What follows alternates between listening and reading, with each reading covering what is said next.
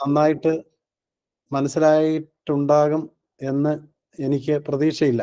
കാര്യം ഇത് വളരെ ഗഹനമായ ഒരു വിഷയമാണ് എന്നുള്ളത് കൊണ്ടാണ് അങ്ങനെ സംഭവിക്കുക. എങ്കിലും ഇന്ന് നമ്മൾക്ക് അതുമായി ബന്ധപ്പെട്ട് തന്നെയുള്ള കാര്യങ്ങളിലേക്ക് കടക്കാം. നമ്മൾ കഴിഞ്ഞ ദിവസം പത്രങ്ങളിലൊക്കെ ഒരു വാർത്ത കണ്ടിരുന്നു. ഒരു സമ്പൂർണ്ണ സൂര്യഗ്രഹണം നടന്നു. അത് നമ്മൾക്ക് ദൃശ്യമായിരുന്നില്ല. കാര്യം രാത്രി 9 മണി സമയത്താണ് പൂർണ്ണ ഗ്രഹണം സംഭവിച്ചത്. അപ്പോൾ ആ സമയത്ത് ഒരുപക്ഷെ മിഡിൽ ഈസ്റ്റ് മുതൽ പടിഞ്ഞാട്ടുള്ള രാജ്യങ്ങളിൽ അത് ദൃശ്യമായി. എല്ലാ രാജ്യങ്ങളിലും അത് പൂർണ്ണഗ്രഹണമായിട്ട് ദൃശ്യമായില്ല. അമേരിക്കയിലായിരുന്നു അത് പൂർണ്ണമായിട്ടും പൂർണ്ണഗ്രഹണം പ്രത്യക്ഷപ്പെട്ട അല്ലെങ്കിൽ അനുഭവപ്പെട്ട ഒരു സ്ഥലം. അപ്പോൾ അമേരിക്കയിൽ ആ പൂർണ്ണഗ്രഹണം അനുഭവപ്പെടുന്ന സമയത്ത് സൂര്യനും ചന്ദ്രനും ഒരേ രാശിയിൽ ഒരേ നക്ഷത്രത്തിൽ ആണ് സ്ഥിതി ചെയ്തത് എന്ന കാര്യം നമ്മൾക്ക് കഴിഞ്ഞ ക്ലാസ്സുകളിൽ പഠിച്ച വിഷയങ്ങളിൽ അല്ലെങ്കിൽ ആ പഠിച്ച കാര്യങ്ങളിൽ നിന്ന് നമുക്ക് മനസ്സിലാക്കാൻ സാധിക്കുന്നതാണ്. അതായത് അത് രാഹുവിലോ കേതുവിലോ 2 ഗ്രഹങ്ങളും കൂടി ഒരുമിച്ച് വരുമ്പോഴാണ്, ഞാൻ ഗ്രഹം എന്ന് ഉദ്ദേശിച്ച ചന്ദ്രനെയും സൂര്യനെയും കൂടി ചേർത്താണ് ഗ്രഹം എന്ന് ഉദ്ദേശിച്ചത്. അതിനെ മറ്റു രീതിയിൽ കാണേണ്ട കാര്യമില്ല. 2 ഗോളങ്ങൾ എന്നാണ് ഞാനിവിടെ അർത്ഥമാക്കിയത്. അവ രണ്ടും ഒരേ രാശിയിൽ ഒരേ നക്ഷത്രത്തിൽ ഒരേ ലൈനിൽ ഒരേ രേഖാംശത്തിൽ വന്നപ്പോഴാണ് ഈ ഗ്രഹണം സംഭവിക്കുന്നത്. അപ്പോൾ നമുക്ക് ഇവിടെ മീനമാസമാണ് ഇപ്പോൾ നിലവിൽ ഉള്ളത്. അപ്പോൾ നമുക്ക് സ്വാഭാവികമായിട്ടും നമുക്ക് പറയാം സൂര്യൻ മീനം രാശിയിലായിരുന്നു എന്ന് നമുക്ക് പറയാൻ സാധിക്കും. അപ്പം സൂര്യൻ മീനം രാശിയിൽ നിൽക്കുമ്പോൾ ആ രാശിയിൽ തന്നെ ചന്ദ്രനും എത്തിച്ചേർന്നു. ആ സമയത്താണ് ഗ്രഹണം സംഭവിക്കുന്നത്. അപ്പോൾ സൂര്യനും ചന്ദ്രനും ഒരേ രാശിയിൽ മീനം രാശിയിൽ എത്തിയപ്പോൾ മീനം രാശിയിൽ ഉള്ള നക്ഷത്രങ്ങൾ എന്ന് പറയുന്നത് 2.25 നക്ഷത്രങ്ങളാണ്. ഈ 2.25 നക്ഷത്രം എന്ന് പറയുമ്പോൾ ഏറ്റവും അവസാനത്തെ നക്ഷത്രമായ രേവതിയും പൂരുരുട്ടാതിയും അതിൻ്റെ തൊട്ടിപ്പുറത്തുള്ള ഉത്രട്ടാതിയുടെ കാൽഭാഗവും ചേരുന്നതാണ് ആ 3. അതായത് ആ 3 നക്ഷത്രങ്ങൾ ചേരുമ്പോൾ 30 ഡിഗ്രി ആവും. അതായത് രേവതിയും പൂരുരുട്ടാതിയും ഉത്രട്ടാതിയുടെ കാൽഭാഗവും കൂടി ചേരുമ്പോൾ 30 ഡിഗ്രി ആവും. കാര്യം 13.33 ഡിഗ്രി ഒരു നക്ഷത്രം, അടുത്തത് 13.33 ഡിഗ്രി, അങ്ങനെ 13 26.66 വന്നു. ബാക്കി സ്വല്പ ഭാഗം, ഒരു കാൽഭാഗം, അത് ഉത്രട്ടാതിയാണ്. അപ്പോൾ അങ്ങനെ ഈ 3 നക്ഷത്രങ്ങൾ, 2 പൂർണ്ണ നക്ഷത്രങ്ങളും ഒരു നക്ഷത്രത്തിന്റെ കാൽഭാഗവും കൂടി ചേരുന്നതാണ് മീനം രാശി എന്ന് നമുക്കറിയാം. അപ്പോൾ അന്ന് സൂര്യഗ്രഹണം നടക്കണമെങ്കിൽ, മീനമാസത്തിൽ സൂര്യഗ്രഹണം നടക്കണമെങ്കിൽ ചന്ദ്രൻ ഈ പറഞ്ഞ 3 നാളുകളിൽ ഏതെങ്കിലും ആയിരിക്കണം.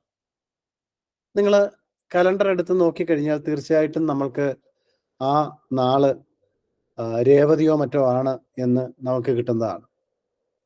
നമുക്കറിയാം ഇന്നലെയാണ് തോന്നുന്നു ഇന്നലെ അശ്വതി നാളായിരുന്നു എന്നാണ് എനിക്ക് തോന്നുന്നത്. ഞാൻ കലണ്ടർ നോക്കിയില്ല, എങ്കിലും ഇത് വെച്ചുകൊണ്ട് ആ സൂര്യഗ്രഹണം എന്നുള്ള ആ ഒരു പ്രതിഭാസത്തെ അടിസ്ഥാനപ്പെടുത്തി ഞാൻ പറയുകയാണ്. അപ്പോൾ മീനമാസത്തിലെ അശ്വതി നക്ഷത്രം, മീനമാസത്തിലെ അശ്വതി നക്ഷത്രം എന്ന് പറയുമ്പോൾ കറുത്തവാവ് കഴിഞ്ഞ് ചന്ദ്രൻ സൂര്യനിൽ നിന്നും 13 ഡിഗ്രി മാറിയ സമയമാണ്. കാര്യം മീനമാസത്തിലെ രേവതി ദിവസം ഏതാണ്ട് പൂർണ്ണ സൂര്യഗ്രഹണം നടന്നതുകൊണ്ട് അടുത്ത ദിവസം രേവതി കഴിഞ്ഞാൽ പിന്നെ അശ്വതിയാണ്. ആ അശ്വതി നാളിൽ സൂര്യനിൽ നിന്നും ചന്ദ്രൻ 13 ഡിഗ്രി മാറി. ഇവിടെ ഒരു വലിയ പ്രത്യേകതയുണ്ട്. മീനമാസത്തിലെ അശ്വതി എന്ന് പറയുമ്പോൾ പൂർണ്ണ സൂര്യഗ്രഹണം കഴിഞ്ഞ്, അല്ലെങ്കിൽ ഒരു കറുത്തവാവ് ദിവസമാണല്ലോ സൂര്യഗ്രഹണം സംഭവിക്കുക. അപ്പൊ കറുത്തവാവ് കഴിഞ്ഞ് തൊട്ടടുത്ത ദിവസം എന്ന് പറയുമ്പോൾ അത് മീനമാസത്തിലെ അശ്വതി. ഈ മീനമാസത്തിലെ അശ്വതി നക്ഷത്രം എന്ന് പറഞ്ഞാൽ ഇന്ത്യയിൽ ചില പ്രദേശങ്ങളിലെ ശകവർഷ കലണ്ടർ പ്രകാരം ചൈത്രമാസത്തിന്റെ ആരംഭമാണ്.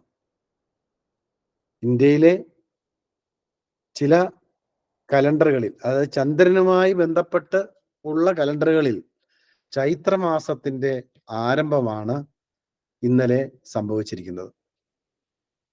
അപ്പോൾ ചൈത്രമാസം എന്ന് പറഞ്ഞാൽ അത് സൂര്യന്റെ മേടം രാശി പ്രവേശമാണ് എന്ന രീതിയിൽ നമ്മൾ നേരത്തെ പഠിച്ചിട്ടുണ്ട്. അപ്പൊ ഇവിടെ ചന്ദ്രനെ ആസ്പദമാക്കിയുള്ളതാണ് എന്ന് ഞാൻ പ്രത്യേകം എടുത്ത് പറഞ്ഞിട്ടുണ്ട്.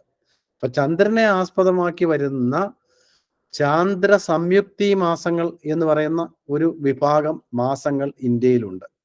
അപ്പൊ അതനുസരിച്ച് ഇന്നലെ കൂടുതൽ ആൾക്കാര് മീറ്റിംഗിൽ നിന്ന് ലെഫ്റ്റ് ആകുന്നതായിട്ട് കാണുന്നു. മനസ്സിലാകാത്തോണ്ടാണോ? അങ്ങനെ ഇല്ല, 11 പേരായിരുന്നു തുടക്കത്തിൽ, ഇപ്പൊ 14 പേരുണ്ട്. ആണോ? 2-3 പേര് അത് ഇതിന്റെ ആയിരിക്കണം, നെറ്റിന്റെ എന്തെങ്കിലും പ്രശ്നമായിരിക്കും. കൂടിയിട്ടേ ഉള്ളൂ. അല്ല, ഞാൻ പറഞ്ഞത് ലെഫ്റ്റ് ആകുന്നുണ്ട്, അതുകൊണ്ടല്ല. പല രീതിയിൽ ലെഫ്റ്റ് ആകാം, നെറ്റ് പ്രശ്നങ്ങൾ കൊണ്ടും ഒക്കെ ലെഫ്റ്റ് ആകാം. പിന്നെ മനസ്സിലാകാത്തത് കൊണ്ടാണെങ്കിൽ നമുക്ക് വീണ്ടും അതിനെക്കുറിച്ച് പറയാം. അങ്ങനെ പറഞ്ഞിട്ടില്ല ഇതുവരെ, അങ്ങനെ പറഞ്ഞിട്ടില്ല ആരും. വളരെ രസകരമായിട്ടുള്ള ഒരു ക്ലാസ് തന്നെയാണത്. സാഗൂതം കേട്ടിരിക്കുക തന്നെയാണ്. ഓക്കെ. അപ്പോഴ് ഇന്നലെ നമ്മൾ പ്രത്യേകമായിട്ട് ശ്രദ്ധിച്ചു കഴിഞ്ഞാല് കൊടുങ്ങല്ലൂർ ഭരണി പോലെയുള്ള, അതായത് നമ്മളുടെ കേരളത്തിലെ പല ദേവീക്ഷേത്രങ്ങളിലും മീനമാസത്തിലെ അശ്വതി എന്ന് പറയുന്നത് ഒരു വിശേഷ ദിവസമായിട്ട് ആചരിക്കുന്നതായിട്ട് നമുക്ക് കാണാം. പല ക്ഷേത്രങ്ങളിലെയും ഉത്സവം മീനത്തിലെ അശ്വതിയാണ്. അപ്പൊ ഈ മീനത്തിലെ അശ്വതി എന്തുകൊണ്ട് ഒരു ഉത്സവ ദിവസമായി വന്നു എന്ന് ചോദിച്ചാൽ, അത് ആ പ്രത്യേകതരം ശകവർഷ കലണ്ടർ പ്രകാരം പുതുവർഷ ആരംഭമാണ് അന്ന്. മാത്രമല്ല, ഈ ഒരു സമയത്തെ പലരും വസന്തകാലത്തിന്റെ ആഗമനം എന്ന രീതിയിലും കാണുന്നു. അപ്പോൾ ഒരു വസന്തോത്സവമാണ് എന്നുള്ള രീതിയിലും ഇതിനെ ആചരിക്കുന്നുണ്ട്. ഇന്ത്യയിലെ പല സ്റ്റേറ്റുകളിലും കഴിഞ്ഞ ദിവസങ്ങളിൽ ഹോളി പോലെയുള്ള ചില വിശേഷ ആചാരങ്ങളും ഉണ്ടായിരുന്നിരിക്കണം. പത്രം ഒക്കെ എടുത്ത് പരിശോധിച്ചാൽ നമ്മൾക്ക് അത് കാണാൻ സാധിക്കും. കാര്യം അതൊന്നും ഇവിടെ കേരളത്തിലേക്ക് അതിനെക്കുറിച്ചൊന്നും അതിൻ്റെ കാര്യങ്ങളൊന്നും അറിയാത്തത് കൊണ്ടാണ് ഇന്ത്യയിലെ പല ഭാഗങ്ങളിലും ഇന്നലെ, അതായത് മീനമാസത്തിലെ നമ്മൾ പറയുന്ന അശ്വതി എന്ന് പറയുന്നത്, അതായത് കറുത്തവാവ് കഴിഞ്ഞ് ഉള്ള ആദ്യ ദിനം എന്ന് പറയുന്നത് ഒരു പുതുവർഷ ആയിട്ട് കണക്കാക്കി ആ ദിവസത്തെ നമ്മൾ ഹോളി പോലെയുള്ള ചില ആചാരങ്ങളുമായി ബന്ധപ്പെടുന്നു. അങ്ങനെ ഒരു പുതുവർഷ ആരംഭവും അതേപോലെ തന്നെ ഒരു വസന്ത കാലത്തിന്റെ ആരംഭമായിട്ടും നമ്മൾ കാണുന്നു. അത് ഞാൻ പറഞ്ഞു, എല്ലാ കലണ്ടറുകൾ പ്രകാരവുമല്ല, ചാന്ദ്ര സംയുക്തി മാസങ്ങൾ ആയിട്ട് അമാന്ത കലണ്ടറുകൾ എന്ന് പറഞ്ഞു, അതായത് കറുത്തവാവിനെ അടിസ്ഥാനമാക്കിക്കൊണ്ടുള്ള കലണ്ടറുകളെയാണ് നമ്മൾ അമാന്ത കലണ്ടറുകൾ എന്ന് പറയുന്നത്. അതേപോലെ പൂർണിമാന്ത കലണ്ടറുകളുണ്ട് ഇന്ത്യയിൽ. എന്നുവെച്ചാൽ ഇന്ത്യയിൽ പലതരം കലണ്ടറുകൾ ഉണ്ട്. ഇപ്പൊ ഇംഗ്ലീഷുകാരെ സംബന്ധിച്ചിടത്തോളം അവർക്ക് ആകെ ഒരു കലണ്ടർ മാത്രമേ ഉള്ളൂ. അത് ഗ്രിഗോറിയൻ കലണ്ടറാണ്. ആ ഗ്രിഗോറിയൻ കലണ്ടറിന്റെ ചരിത്രമൊക്കെ നമ്മൾക്ക് നന്നായിട്ട് അറിയാം. മിക്കവാറും എല്ലാവർക്കും അറിയാമെന്ന് ഞാൻ പറയുന്നില്ല, എങ്കിലും ഒരു പൊതുവെ ആൾക്കാർക്കെല്ലാം ഈ ഗ്രിഗോറിയൻ കലണ്ടറിനെ കുറിച്ച് നല്ല ഒരു ധാരണ ഉണ്ടാകും എന്ന് തന്നെ ഞാൻ പ്രതീക്ഷിക്കുന്നു. അപ്പോൾ ഇന്ത്യയിലെ കലണ്ടറുകൾ എന്തുകൊണ്ടാണ് ഇങ്ങനെ വ്യത്യസ്തങ്ങളായ സമയങ്ങളിൽ ആരംഭിക്കുകയും ഒക്കെ ചെയ്യുന്നത് എന്നുള്ള ചോദ്യം ഇവിടെ ഒരു ചോദ്യം പ്രസക്തമാവുകയാണ്. അപ്പൊ അതിനൊരു ഉത്തരം എന്ന് പറഞ്ഞു കഴിഞ്ഞാൽ, ഇന്ത്യ എന്ന രാജ്യം ഭൂമധ്യരേഖയോട് വളരെ അടുത്ത് കിടക്കുന്ന ഒരു രാജ്യമാണ്. ഉത്തരായന രേഖ കടന്നു പോകുന്നത് ഇന്ത്യയിൽ കൂടിയാണ്. ഇന്ത്യയിലെ ഉജ്ജയിനി എന്ന് പറയുന്ന സ്ഥലത്തുകൂടിയാണ് ഉത്തരായന രേഖ കടന്നു പോകുന്നത്.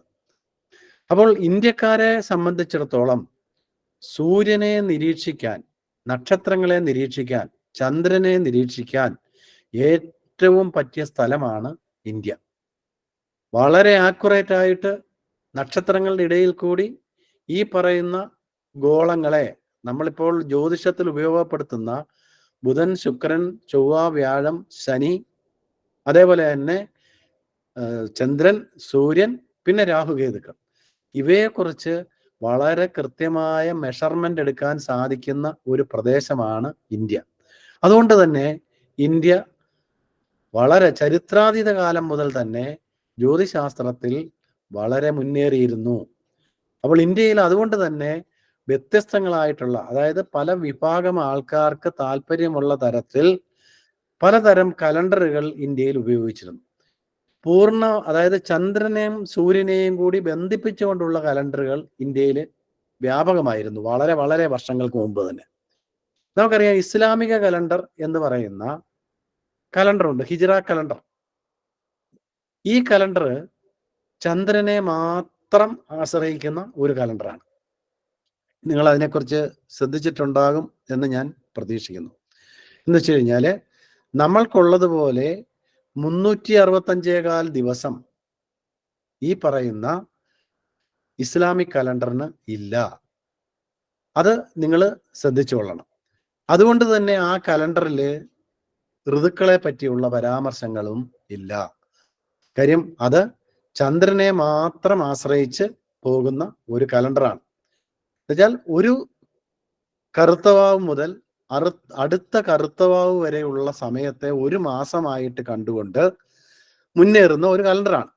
അതുകൊണ്ട് തന്നെ 360 ദിവസമോ മറ്റോ ഉള്ളൂ ഈ പറയുന്ന ഒരു നമ്മളുടെ ഈ ഇസ്ലാമിക കലണ്ടറിന് ഒരു വർഷം എന്ന് പറയുന്നത്.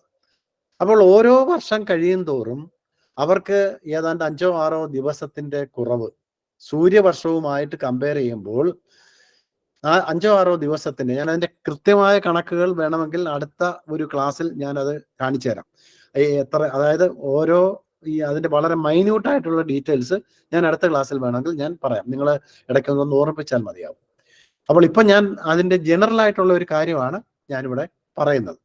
അതായത് ഇസ്ലാമിക കലണ്ടറിൽ എന്തുകൊണ്ട് 360 ദിവസം മാത്രം വന്നു എന്നുള്ളതിന്റെ ഒരു കാരണം ഞാനിപ്പോൾ പറഞ്ഞു. അതായത് ഒരു കറുത്തവാവ് മുതൽ അടുത്ത കറുത്തവാവ് വരെയുള്ള ദിവസങ്ങളാണ് ഇതിനകത്ത് ഒരു മാസം. അടുത്ത കറുത്തവാവ് കഴിയുന്ന ആദ്യ ദിവസം അടുത്ത മാസം അവർ ആരംഭിക്കുകയാണ്. അപ്പോൾ ഒരു കറുത്തവാവ് മുതൽ അടുത്ത കറുത്തവാവ് വരെയുള്ളത് 30 ദിവസമാണ്. അപ്രോക്സിമേറ്റ് 30 ദിവസമാണ്. വളരെ കൃത്യമായി കണക്കെടുക്കുകയാണെന്നുണ്ടെങ്കിൽ അത് 29.5 സംതിങ് ഡേയ്സ് ആണ് വരുന്നത്. അതുകൊണ്ട് ഈ ഒരു വർഷം ഇസ്ലാമിക കലണ്ടർ പ്രകാരം 360 ദിവസം കൃത്യമായിട്ട് വരത്തില്ല, ഒരു സ്വല്പം കുറയും. അപ്പൊ അങ്ങനെ വരുമ്പോൾ നമ്മളുടെ യഥാർത്ഥ, അതായത് നമ്മളുടെ മലയാളം കലണ്ടർ, അതേപോലെ തന്നെ ഇന്ത്യയിലെ ശകവർഷ കലണ്ടർ, ഇതുപോലെയുള്ള സൂര്യ കലണ്ടറുകൾ വെച്ച് കട്ടിച്ചു നോക്കുമ്പോൾ ഇസ്ലാമിക കലണ്ടറിൽ 6 ദിവസത്തിൻ്റെയോളം കുറവ് വരുന്നുണ്ട്. അങ്ങനെ 6 ദിവസത്തിന്റെ കുറവ് വരുന്നതുകൊണ്ട് നമ്മൾ പറയും ഈ ഇങ്ങനെയുള്ള കലണ്ടറുകൾ ഋതുക്കളുമായി പൊരുത്തപ്പെടുന്നവയല്ല എന്ന് നമ്മൾ പറയും. അപ്പൊ ഇസ്ലാമിക കലണ്ടർ ഒരിക്കലും ഋതുക്കളുമായി പൊരുത്തപ്പെടുകയില്ല. ഇപ്പോൾ നമുക്ക് വളരെ വ്യക്തമായിട്ടറിയാം, ഈ വർഷം റംസാൻ വന്നത് നമ്മളുടെ ഏപ്രിൽ മാസം ഏതാണ്ട് 8-ാം തീയതി 9-ാം തീയതിയാണ് വന്നത്. അടുത്ത വർഷം റംസാൻ വരുന്നത് ഒരു 6-7 ദിവസം മുന്നേ ആയിരിക്കും. അപ്പൊ അങ്ങനെ ഇത് മുന്നേറിക്കൊണ്ടിരിക്കുമ്പോൾ അതിൻ്റെ അടുത്ത വർഷം അതിനും ഒരു 6-7 ദിവസം മുന്നേ ആയിരിക്കും. അതായത് അടുത്ത വർഷം മിക്കവാറും ഏപ്രിൽ ആദ്യ ദിവസങ്ങളിലോ ആയിരിക്കും ഇത് സംഭവിക്കുക. അതിൻ്റെ അടുത്ത വർഷം വരുമ്പോഴത്തേക്കും ഇത് മാർച്ചിലേക്ക് വരും. അതിൻ്റെ അടുത്ത വർഷം വരുമ്പോൾ വീണ്ടും മാർച്ചിലായിരിക്കും. അതിൻ്റെ അടുത്ത വർഷം വരുമ്പോൾ വീണ്ടും മാർച്ചിലായിരിക്കും. അപ്പോഴത്തേക്കും മാർച്ച് ആദ്യത്തിലേക്ക് എത്തും. അതിൻ്റെ അടുത്ത വർഷം കഴിയുമ്പോഴത്തേക്കും ഇത് ഫെബ്രുവരിയിലേക്ക് കടക്കും. അങ്ങനെ ഈ റംദാൻ മാസം എന്ന് പറയുന്നത് ഓരോ വർഷം കഴിയും തോറും അത് പുറകിലേക്കെന്നോ അല്ലെങ്കിൽ മുന്നിലേക്കെന്നോ, അതിന് നിങ്ങൾക്ക് ഇഷ്ടമുള്ള രീതിയിൽ മുന്നിലേക്കെന്ന് സങ്കല്പിക്കുന്നവർക്ക് മുന്നിലേക്കെന്നോ പുറകിലേക്ക് എന്ന് സങ്കല്പിക്കുന്നവർക്ക് പുറകിലേക്കെന്നോ പറയാം. അതിങ്ങനെ അതായത് പുറകോട്ട് വന്നുകൊണ്ടിരിക്കും. ഈ വർഷം ഏപ്രിൽ 9 ആണെങ്കിൽ അടുത്ത വർഷം അത് ഏപ്രിൽ ആദ്യ ദിവസങ്ങളിലായിരിക്കും ഈ റംസാൻ മാസം തുടങ്ങുന്നത്. ഇങ്ങനെ വരുമ്പോൾ നമ്മളിങ്ങനെ പല വർഷങ്ങളുടെ പുറകോട്ടുള്ള ചരിത്രം എടുത്തു കഴിഞ്ഞാൽ ചില സമയങ്ങളിൽ ഓണം റംസാൻ ഓണവും റംസാനും കൂടെ അടുത്ത് വരും. അത് കുറെ കാലം കഴിയുമ്പോഴത്തേക്കും ക്രിസ്മസും റംസാനും കൂടെ അടുത്ത് വരുന്ന ഒരു സമയം വരും. അങ്ങനെ നോക്കിക്കഴിഞ്ഞാൽ ഒരിക്കലും ഋതുക്കളുമായിട്ട് പൊരുത്തപ്പെടുന്ന ഒരു കലണ്ടർ അല്ല ചാന്ദ്ര കലണ്ടർ എന്ന് നമുക്ക് നിസ്സംശയം പറയാൻ സാധിക്കും. അതുകൊണ്ട് ഇന്ത്യക്കാരെന്ത് ചെയ്തു? അങ്ങനെയുള്ള ചാന്ദ്ര കലണ്ടറുകളെ, അതായത് ഇത് വളരെ വളരെ വർഷങ്ങൾക്ക്, അതായത് സഹസ്രാബ്ദങ്ങൾക്ക് മുമ്പ് തുടങ്ങിയത് കൊണ്ട് ഈ ചാന്ദ്ര കലണ്ടറുകൾ ഇന്ത്യക്കാർ ഉപയോഗിക്കുന്നുണ്ട്. എന്തിനു വേണ്ടിയാണ്?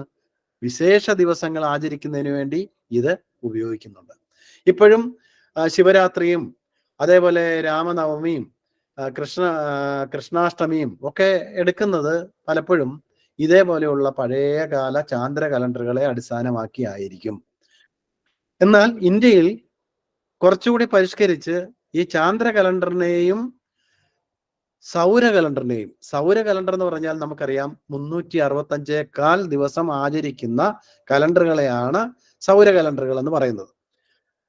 അപ്പോൾ ആ സൗര കലണ്ടറുകളെയും ചാന്ദ്ര കലണ്ടറുകളെയും ബന്ധിപ്പിക്കുന്ന, അല്ലെങ്കിൽ അത് നമ്മളൊരു കഥക് ജാവരിയിൽ അങ്ങോട്ടും ഇങ്ങോട്ടും നമ്മൾ തുറക്കുകയും അടയ്ക്കുകയും ചെയ്യാറുണ്ടല്ലോ എന്ന് പറഞ്ഞ പോലെ സൂര്യ കലണ്ടറാകുന്ന ജാവരിയിൽ ചാന്ദ്ര കലണ്ടറിനെ ഫിക്സ് ചെയ്ത് കാലചക്രത്തെ കറക്കിക്കൊണ്ടിരിക്കുന്ന രീതിയാണ് ചാന്ദ്ര സംയുക്തി കലണ്ടറുകളുടെ പ്രത്യേകത.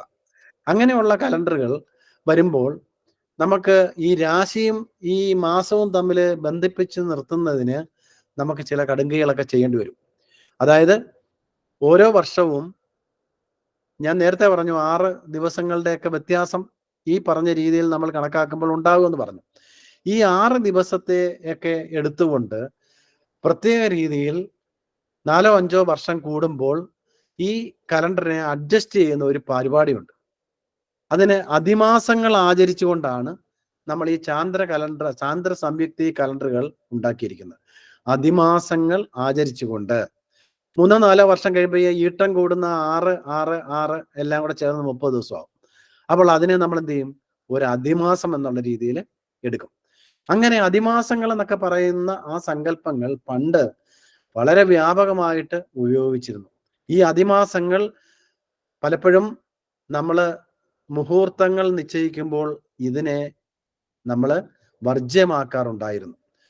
നമ്മളുടെ ഇന്ത്യൻ രീതികളൊക്കെ നമ്മൾ നോക്കുകയാണെന്നുണ്ടെങ്കിൽ ഇവിടുത്തെ യാഗങ്ങളും പൂജകളും ആചാരങ്ങളും അനുഷ്ഠാനങ്ങളും ഒക്കെ നമ്മൾ നോക്കുമ്പോൾ അവ ഈ പറയുന്ന ചാന്ദ്ര സംയുക്തി കലണ്ടറുകളുമായി ബന്ധപ്പെട്ട് വരുന്നത് കൊണ്ട് പലപ്പോഴും അതിമാസങ്ങളെയൊക്കെ നമ്മൾ വർജ്യമാക്കിക്കൊണ്ട് നമ്മൾ മുഹൂർത്തങ്ങൾ നിശ്ചയിക്കുന്ന സ്വഭാവം തന്നെ ഇന്ത്യയിൽ ഡെവലപ്പ് ചെയ്ത് വന്നിട്ടുണ്ട്.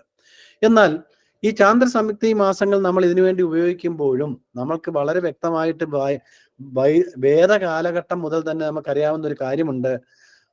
365.258775 ദിവസങ്ങൾ ചേരുന്നതാണ് ഒരു സൂര്യവർഷം എന്ന് നമ്മൾക്കറിയാമായിരുന്നു. ആ സൂര്യവർഷം, ആ കണക്ക് പ്രകാരമാണ് നമ്മൾ സൂര്യ കലണ്ടർ ഇവിടെ രൂപീകരിച്ചിരിക്കുന്നത്. നമ്മളുടെ കൊല്ലവർഷ കലണ്ടർ ഒരു സൂര്യ കലണ്ടറാണ്. അത് 10,000 വർഷം കഴിഞ്ഞാലും ഈ സൂര്യ കലണ്ടർ ഇതേപോലെ നിലനിൽക്കും. എന്നാൽ നമ്മളുടെ ഇംഗ്ലീഷ് കലണ്ടറിനെ നമ്മൾ എടുത്ത് പരിശോധിച്ചു കഴിഞ്ഞാൽ ഈ ഇംഗ്ലീഷ് കലണ്ടറിന് നമ്മളുടെ ആകാശഗോളങ്ങളുമായിട്ടോ ജ്യോതിശാസ്ത്രവുമായിട്ടോ യാതൊരു ബന്ധവുമില്ല. എന്നാൽ നമ്മളുടെ കൊച്ചു കേരളത്തിന്റെ കലണ്ടറായിട്ടുള്ള കൊല്ലവർഷ കലണ്ടർ എന്ന് പറയുന്നത് പൂർണ്ണമായും ആകാശഗോളങ്ങളുടെ ചലനങ്ങളെ അടിസ്ഥാനമാക്കിയാണ് വരുന്നത്. എത്രത്തോളം ശാസ്ത്രീയമായ ഒരു കലണ്ടറാണ് നമ്മളുടെ കൊല്ലവർഷ കലണ്ടർ എന്ന് വെച്ച് കഴിഞ്ഞാൽ, നമ്മളുടെ കൊല്ലവർഷ കലണ്ടർ ഉപയോഗിച്ച് നമ്മൾ ഇപ്പോഴും പറയും ഇടവപ്പാതി എന്ന് പറഞ്ഞാൽ ഇടവമാസം പകുതിയാവുമ്പോൾ നമ്മളുടെ കാലവർഷം ആരംഭിക്കുകയാണ്. വലിയ വ്യത്യാസമൊന്നുമില്ല, അങ്ങോട്ടോ ഇങ്ങോട്ടോ 4-5 അല്ലെങ്കിൽ ഒരാഴ്ചയുടെ ഒക്കെ വ്യത്യാസത്തിൽ ഇടവപ്പാതി ഇപ്പോഴും കൃത്യമായി ആചരിച്ചു വരുന്നു അല്ലെങ്കിൽ ആരംഭിക്കുന്നു. ഇത് ഇന്നോ ഇന്നലെയോ തുടങ്ങിയല്ല, 1000 വർഷം മുമ്പുള്ള നമ്മൾ ചരിത്രം എടുത്ത് പരിശോധിച്ചാലും നമ്മൾക്ക് ഈ പറയുന്ന കാലം അല്ല ഈ വർഷകാലം ആ സമയത്ത് തന്നെ ആരംഭിക്കുന്നതായിട്ട് നമുക്ക് കാണാൻ സാധിക്കുന്നതാണ്. അപ്പൊ അതുകൊണ്ട് എന്താണ് മനസ്സിലാക്കേണ്ടത്? ഋതുക്കളുമായിട്ട് ഏറ്റവും പൊരുത്തപ്പെട്ടു വരുന്ന ഒരു കലണ്ടർ തന്നെയാണ് നമ്മളുടെ ഈ കൊല്ലവർഷ കലണ്ടർ എന്ന് പറയുന്നത്. ഇതിന് ഒരു പേരുണ്ട്. നിരയന കലണ്ടർ എന്നാണ് ഇതിന് പറയുന്നത്. എന്ന് വെച്ച് കഴിഞ്ഞാൽ സായന കലണ്ടർ എന്നും പറഞ്ഞ് ഇന്ത്യയിൽ മറ്റൊരു കലണ്ടറുണ്ട്. അത് ഉത്തരായന രേഖയെ അടിസ്ഥാനമാക്കിയാണ് നമ്മളുടെ സായന കലണ്ടറുകൾ പ്രവർത്തിക്കുന്നത്. ഞാൻ നേരത്തെ പറഞ്ഞു ഉത്തരേന്ത്യൻ കലണ്ടറുകളെല്ലാം തന്നെ സായന കലണ്ടറുകളാണ്. എന്ന് വെച്ച് കഴിഞ്ഞാൽ അവിടുത്തെ സൂര്യ കലണ്ടർ ആയാലും അവിടുത്തെ സംയുക്തി കലണ്ടറുകളായാലും ഒക്കെ സായന കലണ്ടറുകളും ഉത്തരായന രേഖയെ അടിസ്ഥാനമാക്കി ഉള്ളതുമാണ്. എന്നാൽ നമ്മളുടെ നിരയന കലണ്ടറുകൾ എന്ന് പറയുന്നത് പൂർണ്ണമായിട്ടും ഭൂമധ്യരേഖയെ അടിസ്ഥാനമാക്കി അയന വ്യത്യാസങ്ങൾ വരാത്ത തരത്തിൽ ഡിസൈൻ ചെയ്തെടുത്ത ഒരു കലണ്ടറാണ്. ഈ രണ്ട് തരം കലണ്ടറുകളെ കമ്പയർ ചെയ്തുകൊണ്ട് ചില പഠനങ്ങൾ നടത്തിയിട്ട് നമ്മളുടെ കലണ്ടർ സംവിധാനത്തിൽ ചില പാകപ്പിഴകളുണ്ട് എന്നുള്ള ഒരു ആരോപണവുമായിട്ട് പാശ്ചാത്യർ രംഗപ്രവേശം ചെയ്യുകയും നമ്മളുടെ കലണ്ടറിനെ മോശമാക്കാനുള്ള വലിയ ശ്രമങ്ങൾ നടത്തുകയും ചെയ്തതായിട്ട് ചരിത്രം പരിശോധിച്ചാൽ നമുക്ക് മനസ്സിലാക്കാൻ സാധിക്കുന്നതാണ്.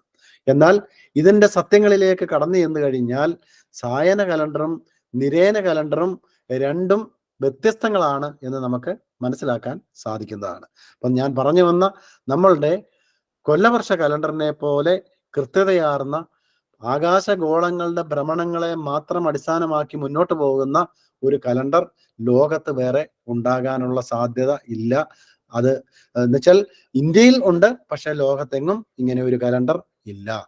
അതുകൊണ്ട് നമ്മളുടെ ഈ കൊല്ലവർഷ കലണ്ടറിനെ കുറിച്ച് പാശ്ചാത്യ ലോകത്ത് ഇപ്പോഴും വലിയ തരത്തിലുള്ള ഗവേഷണങ്ങൾ നടന്നുകൊണ്ടിരിക്കുന്നു. രഹസ്യമായ ഗവേഷണങ്ങളാണ് നടന്നുകൊണ്ടിരിക്കുന്നത്. അതുകൊണ്ട് തന്നെ ഈ പറയുന്ന നമ്മുടെ കൊല്ലവർഷ കലണ്ടറും ഒക്കെ യഥാർത്ഥത്തിൽ പ്രവർത്തിക്കുന്നത് നമ്മുടെ കലിവർഷ കലണ്ടർ എന്ന് ഞാൻ ആദ്യം സൂചിപ്പിച്ചിരുന്ന ആ കലിവർഷ കലണ്ടറുമായി ബന്ധിച്ചാണ്. അപ്പോൾ ഈ കലിവർഷ കലണ്ടർ ഇപ്പോഴും കൃത്യമായി പ്രവർത്തിക്കുന്നു. 5124 25 വർഷം കണ്ടാണ് ഇപ്പോൾ അതിൽ കഴിഞ്ഞിരിക്കുന്നത്. അതിൻ്റെ ഒരു ഭാഗമാണ്, അതായത് ഏതാണ്ട് 3900 കലിവർഷം അങ്ങോട്ട് കഴിഞ്ഞപ്പോഴാണ് നമ്മളുടെ കൊല്ലവർഷ കലണ്ടർ ആരംഭിക്കുന്നത്. AD 825 കൊല്ലവർഷ കലണ്ടർ ആരംഭിക്കുന്നത്. അപ്പോൾ കലിവർഷത്തിന്റെ ഒരു പ്രത്യേക ഭാഗത്ത് വെച്ചാണ് നമ്മൾ കേരളത്തിൽ ഈ പറയുന്ന കൊല്ലവർഷ കലണ്ടർ ആരംഭിക്കുന്നത്. അപ്പോൾ ഇപ്പോഴും നമ്മൾ യുഗസങ്കല്പത്തിലേക്കൊക്കെ പോയി നമ്മൾ നമ്മുടെ ഈ കലണ്ടറിനെ ബന്ധിപ്പിച്ചാൽ നമുക്കിപ്പോഴും ഈ കൊല്ലവർഷ കലണ്ടറിനും ഈ യുഗവും കലിദിന സംഖ്യ, ഞാൻ നേരത്തെ പറഞ്ഞിട്ടുണ്ട്, ഈ കലിദിന സംഖ്യയുമൊക്കെയായി ബന്ധപ്പെട്ട് കാര്യങ്ങൾ നമ്മൾ കാൽക്കുലേറ്റ് ചെയ്തെടുക്കുകയാണെങ്കിൽ ഈ ഭ്രമണം, അതായത് വിവിധ ഗോളങ്ങളുടെ ഭ്രമണവുമായി നമ്മളുടെ കലണ്ടർ വളരെ ബന്ധപ്പെട്ടിരിക്കുന്നു എന്ന് നമുക്ക് കാണാൻ സാധിക്കും.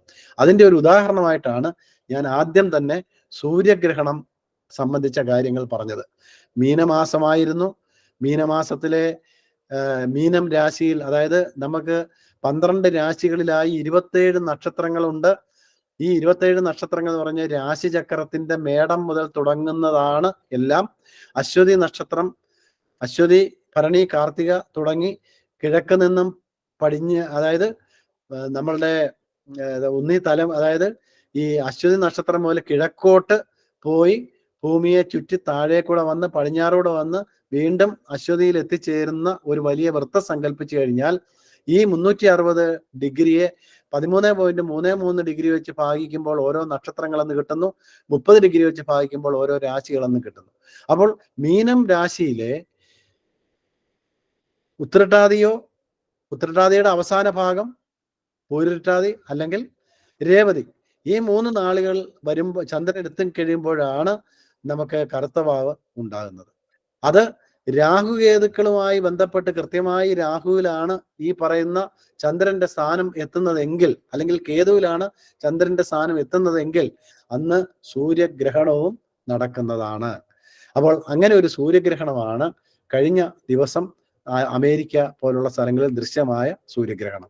മീനമാസത്തിലെ ആ പറയുന്ന പർട്ടിക്കുലർ ഗ്രഹണം കഴിഞ്ഞപ്പോൾ നമ്മൾ നോക്കി, ഇന്ന് റംദാൻ ആരംഭിച്ചു.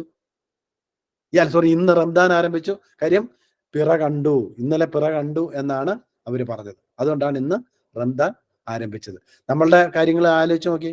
നമ്മൾ ഇന്നലെ അശ്വതി ആയിരുന്നു. കേരളത്തിലെ വിവിധ ക്ഷേത്രങ്ങളിൽ, ദേവീക്ഷേത്രങ്ങളിൽ മീനമാസത്തിലെ അശ്വതിക്ക് ധാരാളം അതായത് പല ക്ഷേത്രങ്ങളിലും ഉത്സവമായിരുന്നു. എന്നുവെച്ചാൽ നമ്മളുടെ പഴയകാല ശകവർഷ ചാന്ദ്ര കലണ്ടർ പ്രകാരം നമ്മൾ ആചരിച്ചു വരുന്ന വസന്തോത്സവം അല്ലെങ്കിൽ പുതുവർഷാരംഭം കൂടിയായിരുന്നു ഇന്നലെ കഴിഞ്ഞത്. അപ്പോൾ നമ്മുടെ കലണ്ടറിന്റെ ആ പ്രത്യേകതകൾ നമ്മൾ വളരെ കാര്യമായിട്ട് പഠിക്കണം. അതേപോലെ തന്നെ നമ്മൾ ഈ കാര്യങ്ങളിലൊക്കെ ശരിക്കുമുള്ള ഒരു ജ്ഞാനം നേടിക്കൊണ്ട് ഇതിനെ ഒരു അഭിമാനമായിട്ട് കാണുകയും വേണം. പക്ഷെ ഇന്ന് നമുക്ക് പറ്റിയ ഏറ്റവും വലിയ കുഴപ്പം എന്ന് പറയുന്നത്, നമ്മളുടേതായിട്ടുള്ള ശാസ്ത്രങ്ങളെ ഇവിടെ പഠിപ്പിക്കാനുള്ള യാതൊരു സംവിധാനങ്ങളുമില്ല. അങ്ങനെ ആരെങ്കിലും ശ്രമിച്ചാൽ അവരെയൊക്കെ ഏതെങ്കിലും തരത്തിൽ തളർത്തുന്ന തരത്തിലുള്ള പ്രസ്താവനകളുമായിട്ട് ആൾക്കാർ ഇറങ്ങി വരും.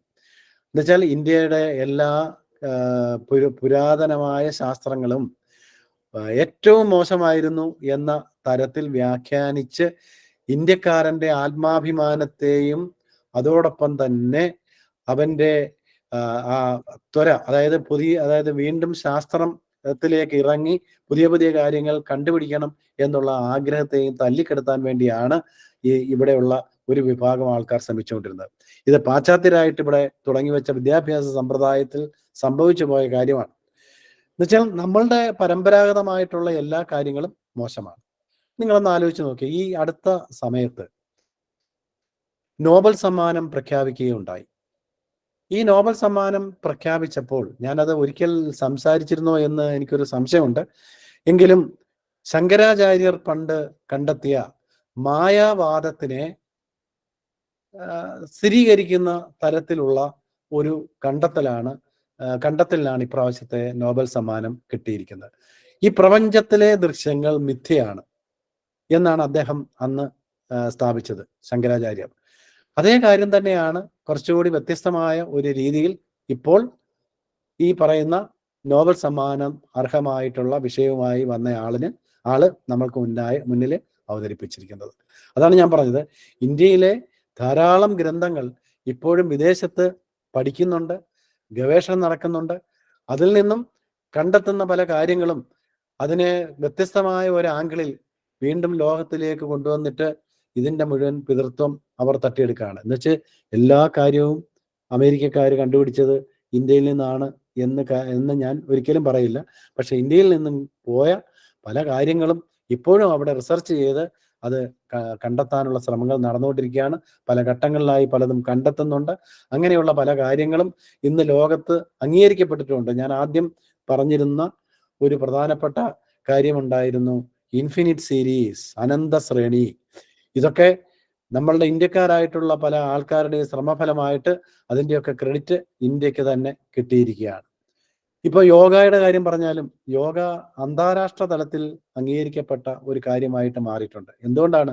നമ്മൾ അതിനകത്ത് അഭിമാനത്തോടു കൂടി അതിനകത്ത് കാര്യമുണ്ട് എന്ന് ശക്തമായിട്ട് ലോകത്തിൻ്റെ മുന്നേ അവതരിപ്പിച്ചു കഴിഞ്ഞപ്പോഴാണ് യോഗ ഇന്ത്യയുടേതാണെന്നും അത് ഏറ്റവും നല്ല ഒരു ആരോഗ്യം സംരക്ഷിക്കുന്നതിന് പറ്റിയ ഒരു സംവിധാനമാണെന്നും യോഗ എന്ന് പറയുന്നത് കൃത്യമായി ചെയ്താൽ പല അസുഖങ്ങളിൽ നിന്നും രക്ഷപ്പെടാമെന്നും അതുപോലെ തന്നെ പല അസുഖങ്ങൾക്കും അത് ഒരു ക്യൂറാണെന്നും ഒക്കെ ഉള്ള കാര്യങ്ങൾ തെളിഞ്ഞു വന്നത് ഇപ്പോഴാണ്. ഇപ്പോൾ അത് അന്താരാഷ്ട്ര തലത്തിൽ തന്നെ യോഗാ ദിനമായിട്ട് മാർച്ച് 21 എടുത്ത് ആചരിച്ചു തുടങ്ങുന്നു. പല സ്ഥലങ്ങളിലും അത് ഇന്ന് ചെയ്യുന്നും ഉണ്ട് എന്ന് നമുക്ക് കാണാം.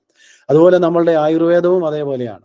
ആയുർവേദത്തിൽ കണ്ടെത്തിയിട്ടുള്ള പല പല കാര്യങ്ങളും ഇന്ന് അന്താരാഷ്ട്ര തലത്തിൽ പല രീതിയിൽ അംഗീകരിക്കുന്നുണ്ട്. ഇപ്പം വേറൊരു ചെറിയ ഉദാഹരണം പറയാം. കേരളത്തിലെ ചില ക്ഷേത്രങ്ങളിൽ പല പ്രസാദങ്ങളും കൊടുക്കുന്നുണ്ട്. അപ്പൊ ഈ പല പ്രസാദങ്ങളും വ്യത്യസ്തങ്ങളായിട്ടുള്ള കാര്യങ്ങളാണ്. അപ്പൊ ഇതിന്റെ പിന്നിലൊക്കെ പല ശാസ്ത്രതത്വങ്ങളുമുണ്ട്. ആയുർവേദ വിധിപ്രകാരം കണ്ടെത്തിയ പല ശാസ്ത്രങ്ങളും സമന്വയിപ്പിച്ചുകൊണ്ട് ചില പ്രസാദക്കൂട്ടുകളൊക്കെ പല ക്ഷേത്രങ്ങളിലും കൊടുക്കുന്നുണ്ട്. ഇപ്പം ഏറ്റവും ലളിതമായ ഒരു കാര്യം ഞാൻ പറയാം. എൻ്റെ സ്ഥലം ഓച്ചിറയാണ്. ഓച്ചിറ പരബ്രഹ്മ ക്ഷേത്രത്തെക്കുറിച്ച് ഒരുപക്ഷെ ഇവിടെയുള്ള ആൾക്കാർ നിങ്ങളൊക്കെ മിക്കവരും കേട്ടിട്ടുണ്ടാകാൻ സാധ്യതയുണ്ട്. ഈ ക്ഷേത്രത്തില് അനാദികാലം മുതൽ, എന്നുവെച്ചാൽ ആർക്കും അറിയില്ല എന്നാണ് ഇത് തുടങ്ങിയെന്ന്, ചെളി ആണ് അവിടുത്തെ പ്രധാനപ്പെട്ട ഒരു പ്രസാദം. അവിടുത്തെ പ്രധാനപ്പെട്ട ആൽത്തറയുടെ വടക്ക് വശത്ത് ഒരു തൊടി വെച്ചിട്ട് ആ തൊടിയിൽ അവിടുന്ന് ഒരു പ്രത്യേക ഭാഗത്തു നിന്നും ആഴത്തിൽ ഉള്ള ഒരു ഭാഗത്തു നിന്നും കുഴിച്ചെടുക്കുന്ന ചെളി കൊണ്ടുവന്ന് ആ തൊടിയിൽ വെച്ചിരിക്കും. ആൾക്കാർ വരുന്നവർ ഇത് തൊടും. അതോടൊപ്പം തന്നെ ചിലരിത് ഒരു നുള്ള് നാക്കിൽ വെച്ച് കഴിക്കുകയും ചെയ്യുമായിരുന്നു പണ്ടൊക്കെ. ചിലർ ഇലക്കകത്ത് അവിടെ നിൽക്കുന്ന ആലിൻ്റെ ഒരു ഇല പറിച്ച് ആലിൻ്റെ ഇതിനകത്ത് സ്വല്പം ചെളി വീട്ടിൽ കൊണ്ടുപോകും. പലർക്കും വയറ്റുവേദനയൊക്കെ വരുന്ന സമയങ്ങളിൽ ഈ ചെളി എടുത്ത് അവർ കഴിക്കുകയും വയറ്റുവേദന മാറുകയും ചെയ്തിട്ടുണ്ട്. എൻ്റെ കുട്ടിക്കാലത്ത്, എനിക്കിപ്പോൾ 62 വയസ്സാകാറായി. അപ്പോൾ എൻ്റെ കുട്ടിക്കാലത്തൊക്കെ ഈ അമ്പലത്തിൽ എനിക്ക് ഇവിടെ എൻ്റെ അമ്മ ആ അമ്പലത്തിൽ പോയി ചെളി എടുത്തുകൊണ്ട് വന്ന് ഇതേപോലെ വീട്ടിൽ സൂക്ഷിക്കും. ഞാൻ വയറ്റുവേദനയാണെന്നൊക്കെ പറയുന്ന സമയത്ത് സ്വല്പം ഇതെടുത്ത് എൻ്റെ നാക്കിൽ വെച്ച് തരും. പ്രസാദമാണ് എന്ന് പറഞ്ഞാണ് വെച്ച് തരുന്നത്. ഞാനത് കഴിക്കുകയും എനിക്ക് വയറ്റുവേദനയ്ക്കൊക്കെ ആശ്വാസം ഉണ്ടായിട്ടുള്ളതായിട്ടും എനിക്ക് ഓർമ്മയുണ്ട്. പിന്നെ എന്നാൽ അത് ഒരു 10 വയസ്സൊക്കെ കഴിഞ്ഞപ്പോഴത്തേക്കും പിന്നെ ഇതൊക്കെ വളരെ മോശമാണെന്നൊക്കെയുള്ള പ്രചരണങ്ങളൊക്കെ നാട്ടിലൊക്കെ ആയി. ഇത് ശാസ്ത്രീയമല്ലെന്നും കുഴപ്പമാണെന്നൊക്കെ പറഞ്ഞ് ആൾക്കാർ അതിൽ നിന്ന് പിന്നോട്ട് പോവുകയും ഒക്കെ ചെയ്തു. അങ്ങനെ ഇരിക്കുന്ന സമയത്ത് ഒരു 2-3 വർഷം മുമ്പ് ഞാനിങ്ങനെ ചില കാര്യങ്ങളെ, റിസർച്ചുകളെ കുറിച്ചൊക്കെ ഇങ്ങനെ വായിച്ചുകൊണ്ടിരുന്ന സമയത്ത് ഒരു പരാമർശം കണ്ടു. കാനഡയിൽ ഒരു റിസർച്ചിൻ്റെ ഇടയിൽ കണ്ടെത്തിയ ഒരു കാര്യം, ഈ ചെളി എന്ന് പറയുന്നത് വയറിനകത്ത് വരുന്ന ഏതാണ്ട് 30ഓളം അസുഖങ്ങൾക്ക് മരുന്നായിട്ട് ഉപയോഗിക്കാം എന്ന് ആണ് അവരുടെ കണ്ടെത്തൽ. എന്നുവെച്ചാൽ ചെളിക്കകത്ത് ഉള്ള ഏറ്റവും ഫൈനായിട്ടുള്ള ചെളി ഈ വയറിൻ്റെ അസുഖങ്ങളെ മാറ്റാനുള്ള കഴിവ് അതിനുണ്ടെന്നാണ് അവർ കണ്ടെത്തിയിരിക്കുന്നത്. അപ്പോൾ ഈ ഒരു കാര്യം അവർ വളരെ ശാസ്ത്രീയ പരീക്ഷണങ്ങൾ നടത്തിയതിന് ശേഷമാണ് ഈ ഒരു കണ്ടെത്തൽ അവർ നടത്തിയിരിക്കുന്നത്. എന്നുവെച്ചാൽ അനേക വർഷത്തെ റിസർച്ചിന്റെ ഫലമായിട്ടാണ് ആ ഒരു പേപ്പർ കാനഡയിലെ ഏതോ ഒരു യൂണിവേഴ്സിറ്റിയിൽ അവതരിപ്പിച്ചിരിക്കുന്നത്. പക്ഷെ ഇന്ത്യയിൽ, അല്ലെങ്കിൽ ഞങ്ങളുടെ ഈ ഏറ്റവും ഒരു ഗ്രാമപ്രദേശമായ ഓച്ചിറയിലെ ക്ഷേത്രത്തിൽ ഇങ്ങനെ ഒരു വിശ്വാസത്തോടു കൂടി ഈ ചെളി പ്രസാദമായി എത്രയോ നൂറ്റാണ്ടുകൾക്ക് മുമ്പ് നൽകി വരുന്നു എന്നുള്ള കാര്യം അന്നേരം ആലോചിച്ചപ്പോഴാണ് എനിക്ക് ഒരു കാര്യം മനസ്സിലാകുന്നത്. ഈ ആയുർവേദമൊക്കെ എത്ര മഹത്തരമായിരുന്നു. അല്ലെന്നുണ്ടെങ്കിൽ ഈ പറയുന്ന രീതിയിൽ ഇതിനെ സമന്വയിപ്പിച്ച് ശാസ്ത്രം അല്ലെങ്കിൽ വിശ്വാസവുമായി സമന്വയിപ്പിച്ച് കൊണ്ടുപോയിരുന്നത് എത്ര വലിയ കണ്ടെത്തലുകളായിരുന്നു എന്നൊക്കെ ഞാൻ അതിശയിക്കുന്നത്. അപ്പോൾ ഞാൻ പറഞ്ഞു വന്നത്, നമ്മളുടെ പല പല ആചാരങ്ങളും അനുഷ്ഠാനങ്ങളും ജ്യോതിശാസ്ത്രത്തിലെ വിവിധ ഭാഗങ്ങളും ഗണിതങ്ങളും ഒക്കെ ഇന്നും ലോകവ്യാപകമായിട്ട് പഠിക്കുകയും അവ ചർച്ച ചെയ്യപ്പെടുകയും ചെയ്യുന്നുണ്ട്. പക്ഷെ നമ്മൾ അറിയുന്നില്ല എന്ന് മാത്രം. എന്നാൽ ഇതൊക്കെ മോശമാണ് എന്ന രീതിയിലുള്ള കാര്യങ്ങളാണ് ഇവിടെ പ്രചരിപ്പിച്ചുകൊണ്ടിരിക്കുന്നത്. ഇതിന്റെ പിന്നിലൊക്കെ വളരെ വിശാലമായിട്ടുള്ള താല്പര്യങ്ങളുണ്ട് എന്ന കാര്യം നമുക്കിപ്പോൾ നമ്മളുടെ മുന്നിൽ തെളിഞ്ഞു വരികയാണ്. കൂടുതൽ കാര്യങ്ങളൊക്കെ ഞാൻ ഇനിയുമുള്ള അവസരങ്ങളിൽ പറയാം. ഇന്ന് നമ്മുടെ സ്ക്രീൻ ഷെയർ ചെയ്തിട്ടില്ല. ഈ കാര്യങ്ങളൊക്കെ മാത്രമാണ് പറയുന്നത്. അപ്പോൾ എന്തായാലും നമ്മളുടെ മാഷിനും അരമണിക്കൂർ കഴിയുമ്പോൾ ഇറങ്ങണമെന്ന് പറഞ്ഞിട്ടുണ്ടായിരുന്നു. അതുകൊണ്ട് ഇന്നത്തെ നമ്മളുടെ ഒരു ക്ലാസ് ഇവിടെ വെച്ച് നമുക്ക് നിർത്താം. 7 പേരാണ് ഇപ്പം, എനിക്ക് തോന്നുന്നു 7 കുറച്ച് പേര് മാത്രമേ ഇപ്പം ഇതിനകത്തുള്ളൂ. അപ്പം എന്തായാലും ഇന്ന് നമുക്ക് ഇവിടെ വെച്ച് അവസാനിപ്പിക്കാം.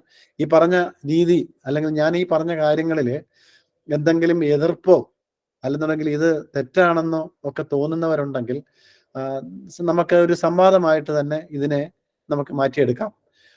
കാര്യം പല ആൾക്കാർക്കും ഇതൊക്കെ കേൾക്കുമ്പോൾ ഇത് തെറ്റല്ലേ എന്നൊക്കെ തോന്നുന്നവരുണ്ടാകാം. അങ്ങനെ ഉണ്ടെങ്കിൽ നമുക്ക് ഒരു സംവാദം പോലെ നമുക്ക് ഈ കാര്യങ്ങൾ മുന്നോട്ട് കൊണ്ടുപോകാം എന്നും കൂടി പറയുന്നു. കാര്യം ഇങ്ങനെയുള്ള സംവാദങ്ങളിൽ കൂടി തന്നെ നമ്മൾ പല കാര്യങ്ങളും നമ്മൾ വശത്താക്കും, പഠിക്കും എന്നുള്ളത് കൊണ്ടാണ്.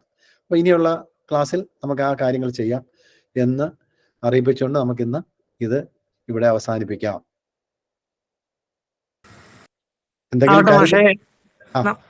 നമസ്തേ. എന്തെങ്കിലും സംശയങ്ങളൊക്കെ ഉണ്ടെന്നുണ്ടെങ്കിൽ ഞാൻ കഴിഞ്ഞ ദിവസത്തെ പോലെ വാട്സാപ്പ് ചെയ്തേക്കാം ചോദിച്ചിട്ട്. ഓക്കെ ഓക്കെ ഓക്കെ, അങ്ങനെയാവട്ടെ. ശരി ശരി ശരി ശരി മാഷേ, നമസ്തേ നമസ്തേ.